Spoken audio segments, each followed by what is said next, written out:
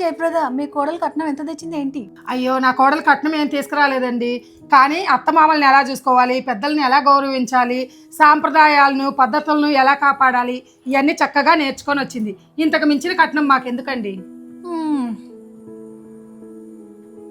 అమ్మా ఉదయం చూడు, అంట్లు కడగకుండా ఎంత సైలెంట్ గా కూర్చునుంది. మీ వదిన ఇంట్లో పనులు ఎన్నేం చేస్తుంది? ఏం మన ఇంట్లో సామాన్లు మనం కడగకూడదా? నువ్వు వెళ్ళి కడుగుపో. అత్తయ్య, నాకు సాంబార్ చేయడం రావట్లేదు.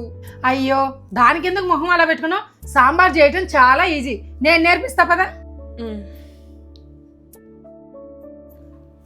పావని, ఏంది పిల్ల ఉలుకు పలుకు లేకుండా కూర్చుంది?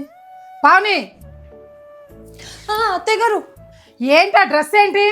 అంటే అత్తయ్య గారు, మా ఆయనకి నేను ఇలా ఉండడం ఇష్టం అంట, అందుకే వేసుకున్నాను. చూడు, ఈ ఇల్లు మీ ఆయన కట్టించలేదు. మీ మామకి నాకు ఇలాంటి డ్రెస్సులు ఇష్టం ఉండదు. చీరలు కట్టుకుంటే నచ్చుతావు. వెళ్ళి డ్రెస్ మార్చుకొని పోయి సామాన్లు కడుగుపా. ప్రతి ఆడపిల్ల జీవితం ఇలా కలగానే మిగిలిపోతుంది.